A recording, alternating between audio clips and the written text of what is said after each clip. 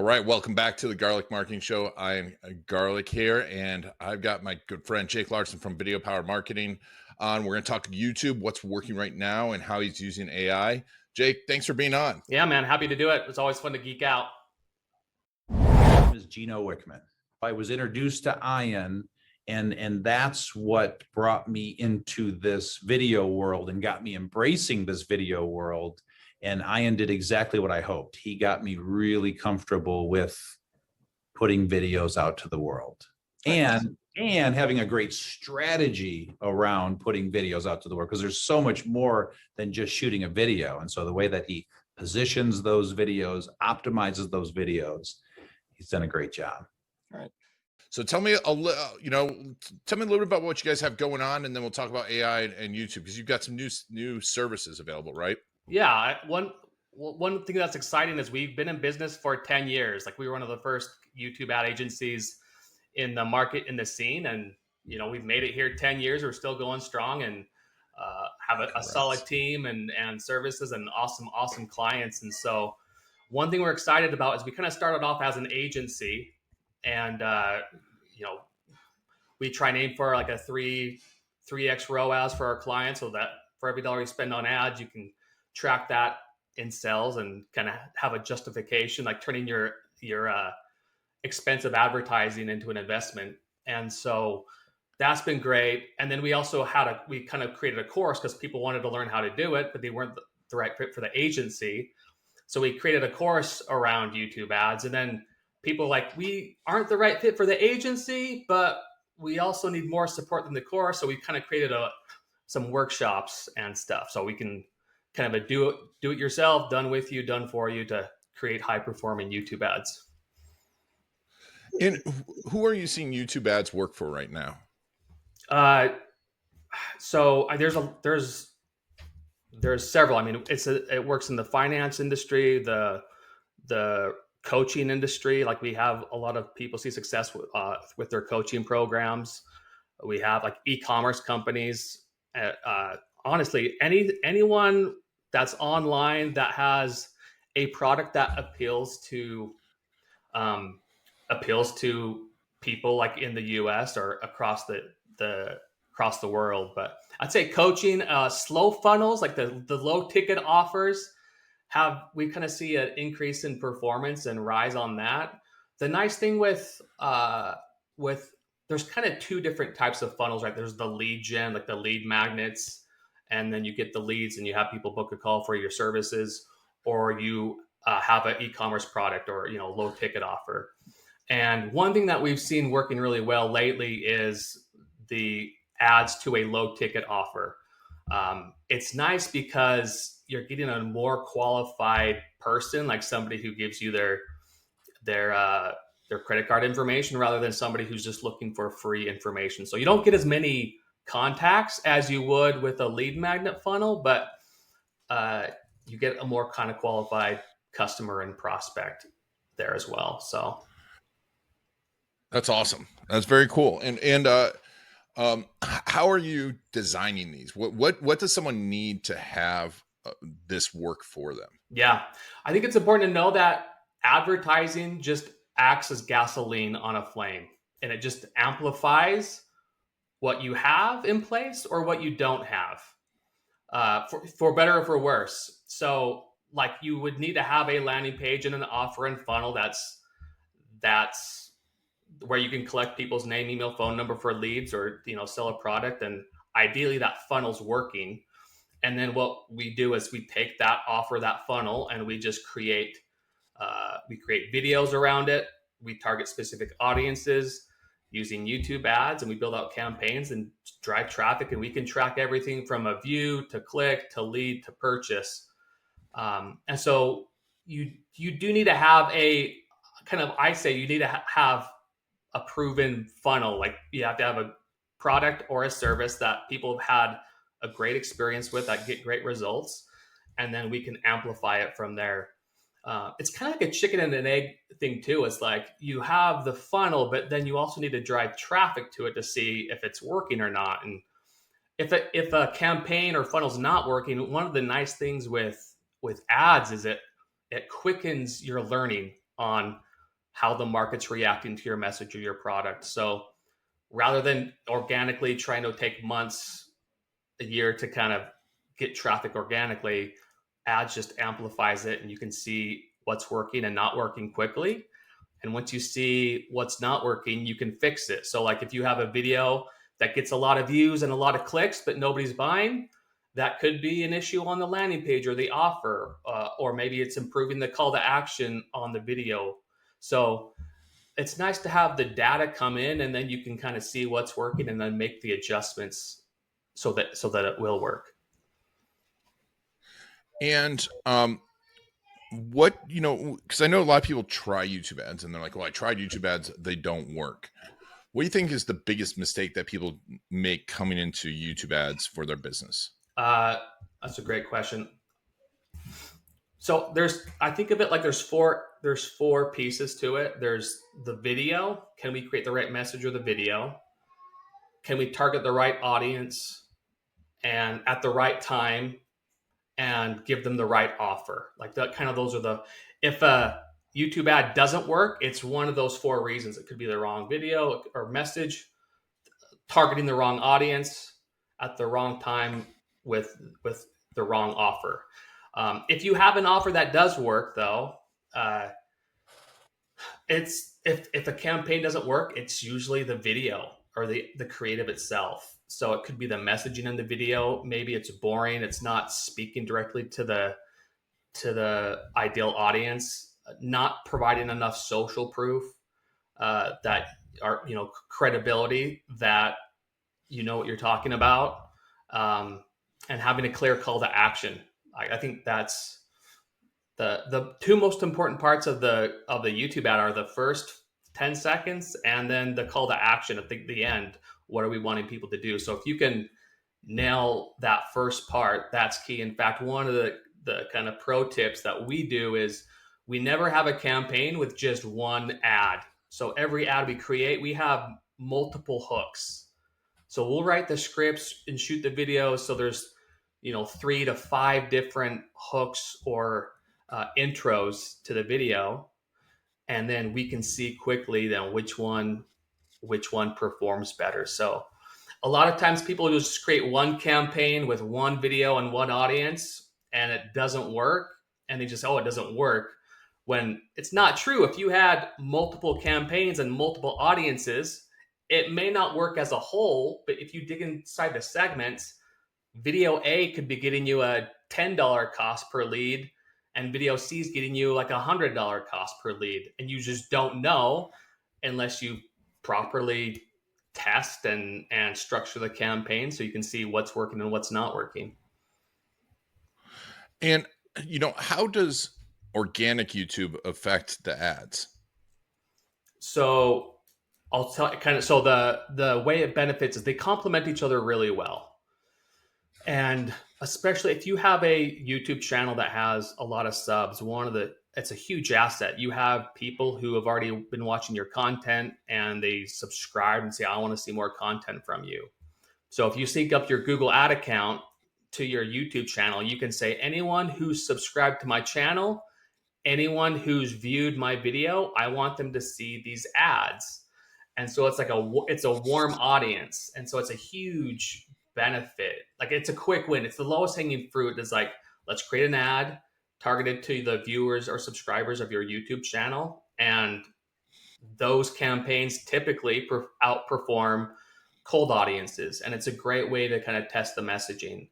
I'd say one thing though, if you are growing organically, you do want to create a separate YouTube channel to upload the ads to. If you run the ads out of this same YouTube channel that you're trying to grow organically, it can impact the watch time and the view rate, which will hurt the YouTube channel organically. So if you are wanting to grow a YouTube channel organically and you want to run YouTube ads, just run them out of 2 separate YouTube channels so that you don't impact the organic performance. What type of impact have you seen? Have you seen it recently? Have you tested it all? Tested YouTube subscribers? No, well, tested organic, how it affects organic, or where have you seen that affected? Got Just it. curious if you've seen that at all. So one thing that we have seen in like when we check the account's Google Analytics is people will watch a YouTube ad and they may not click on the link, but what they will do is they'll pause the ad and they'll go search for the person's name or the company name or the product. And you can see a significant increase in uh, organic traffic sources to the website or even direct traffic.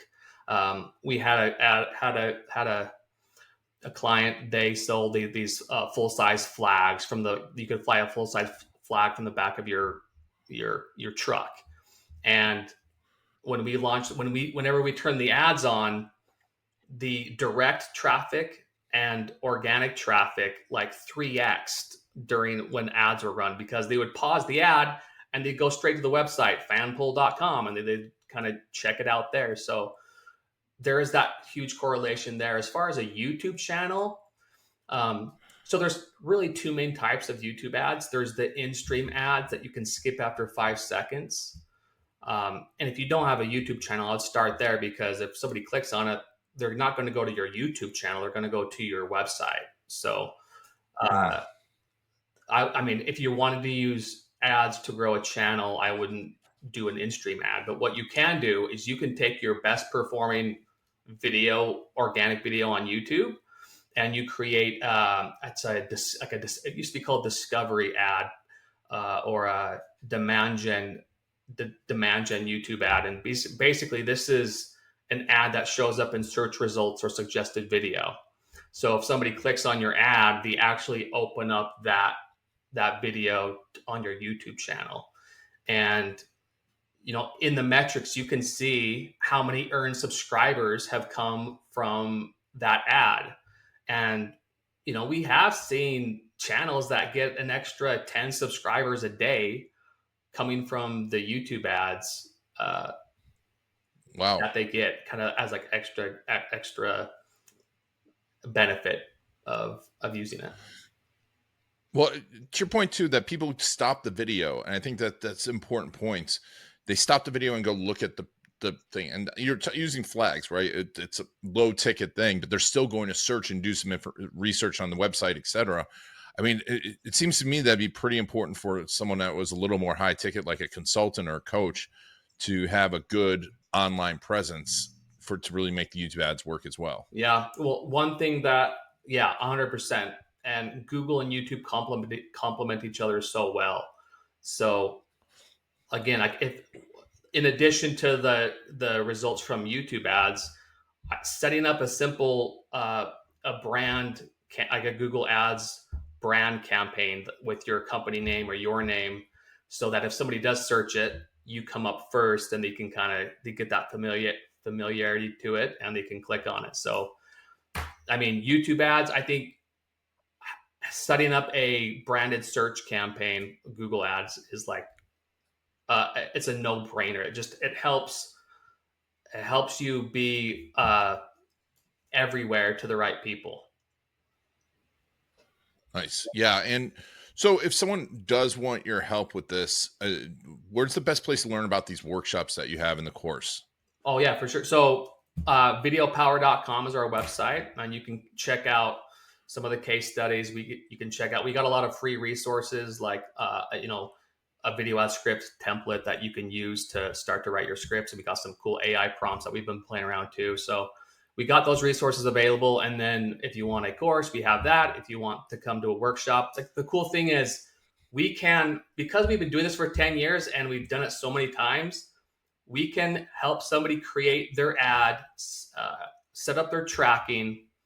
We write the script, record the video, edit the video, set up tracking, launch it, target their audiences, everything in 2 to 3 days. So like we get in and we get it done. So we've had hundreds of people come through those workshops, and most people get their campaigns launched by the end of the workshop. And if they don't, it's probably because they don't have the funnel or landing page that's finalized yet. But at least the campaigns are up and ready. They're paused so that when they are ready to launch them, they just hit one button and off they go.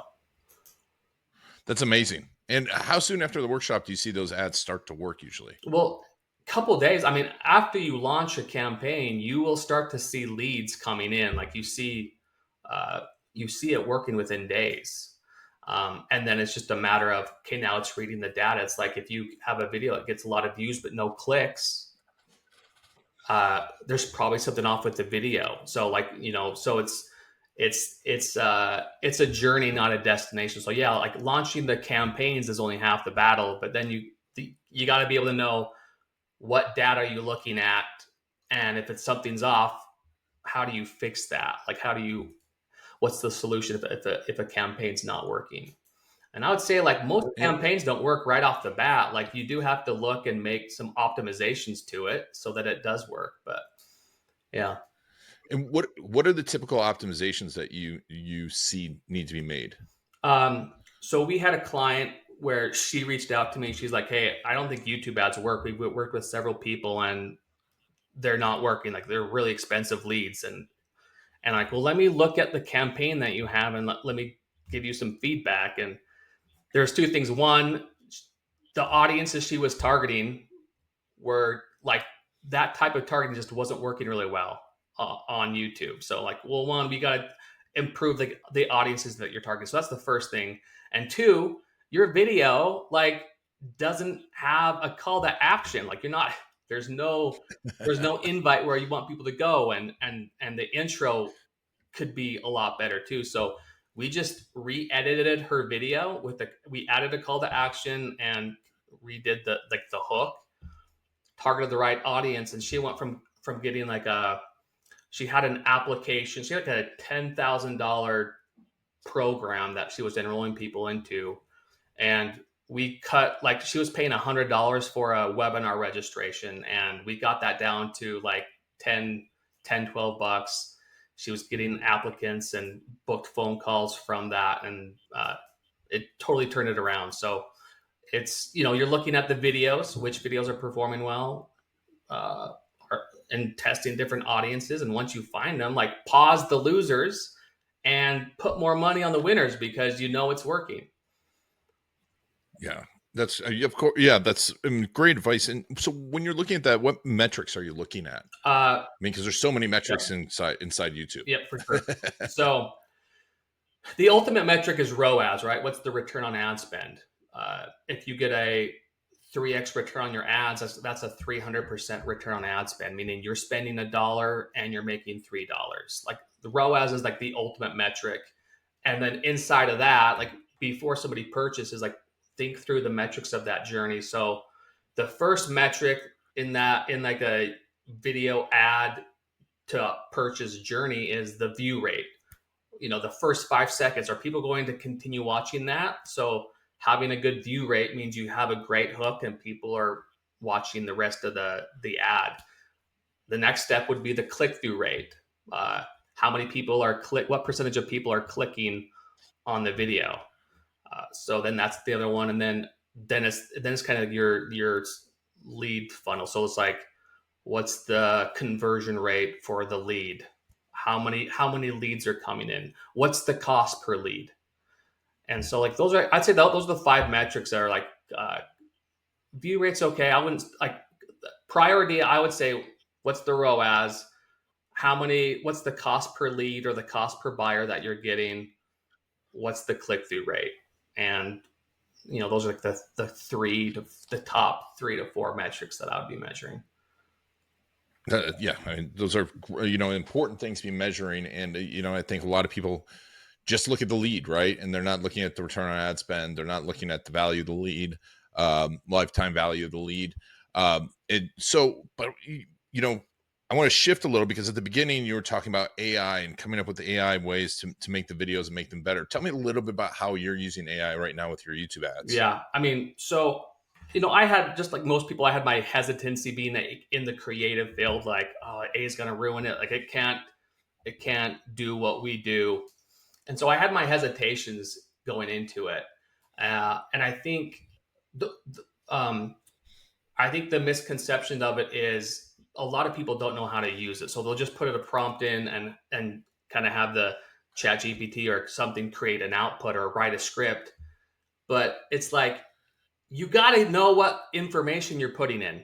And so one thing that we found really valuable is, I think the best copywriter for your product, it's not you, it's not a copywriter, it's your customers. Like, I think talking to your clients and customers, asking them, hey, why did you end up purchasing from us? What hesitations did you have? What benefits have you seen? Like, the more information you can gather from your clients, whether you're calling them or like having them fill out a survey, you take their responses, because these are people who saw you and decided to purchase. So something resonated with them. So using their language in the ads is key. So it's like, we have our clients survey their audience, we take the insights and we put it inside of a prompt. Uh, we have our framework. There's like 9 questions that we ask, or that need to be filled out before we write the script. And so, using we call it like the marketing matrix, we answer these questions, and based off these questions, here's the format of what type of ad we're wanting to create. And it's cut our creation time like in half, where as long as we Wow. have the right information about the product and the customer, like the right inputs, then I think of it like this: we do the first 10% of the script writing with the right prompts.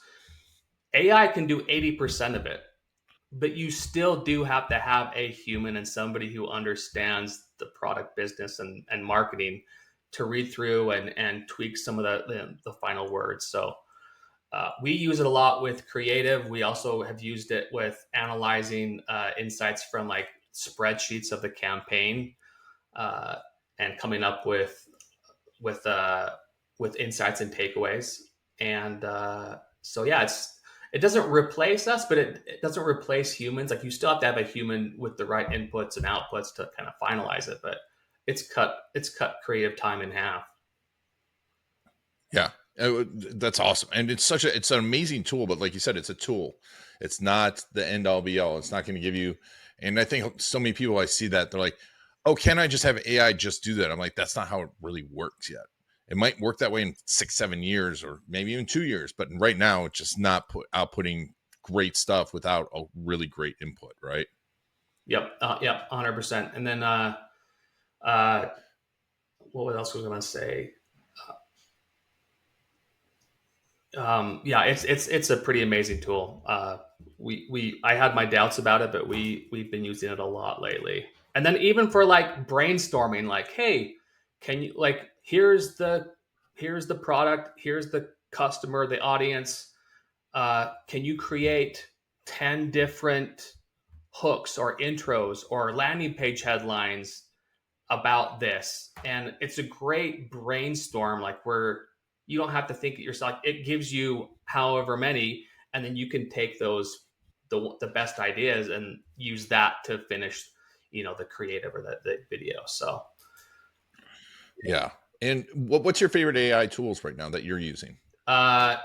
we use Chat GPT a ton. We are playing around with HeyGen. HeyGen it's scary and cool at the same time. So it's they have these kind of avatars that look like a real person, like walking down the street talking to the camera. And we've done a couple of videos, because the biggest challenge is, hey, if we have the script, we need to shoot somebody having a talking head. So it's either the client or an actor or whatever. But one option is, let's have like an avatar. And so you can have these kind of pre-built AI people that will read the script, and it looks like a real person. Like 99% looks like a real person. And so we're playing around with that. It's crazy. It's kind of scary, right? Yeah, it is. I mean, and then I think it just leads to, like, it will get picked up, but like, I'm conflicted with it too, because I think that I know the clients that we have, there's been a personal relationship that I have, or our team has, with the clients, and they work with us because we're real humans, and we're responsive. We have a relationship with our clients, and so I think you can lose a little bit of that kind of personal touch, your personal brand. But again, if you give it the right prompts and you keep the human touch there, like it will still be there. But yeah, I mean, taken to its extremes, it could go down that path. Yeah, no, and I mean, where do you see the future of YouTube and AI, like YouTube filtering out AI? I know they're asking and starting to filter it out, but where do you see that going? Um, so I guess one thing I wanted to say about that too is some people get mad like, oh, if you can't be a copywriter if you're using AI. There's people who are very against it, but it's like, yeah, are you going to get mad at your accountant for using a calculator to help you do your taxes? Like, no, that would be ridiculous.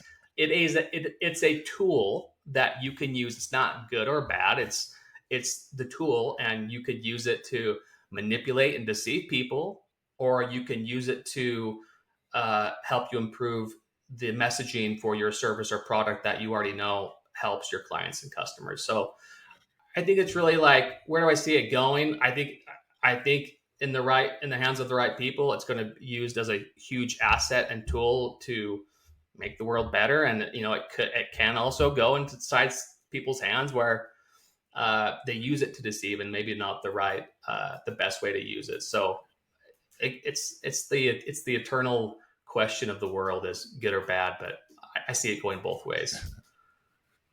Awesome. Well, that's I mean, it's interesting, right? Yeah, it's an interesting place to be, and it's really scary to think where it could go, and also exciting to think where it could go. But awesome. So Jake, once again, tell us a little bit about getting in touch with you, and where's the best place to follow you? Yeah. So I would go to videopower.com is the website. We have, the links to a lot of trainings and articles. If you wanted to follow me personally, I'm on Instagram. So Jake Larsen.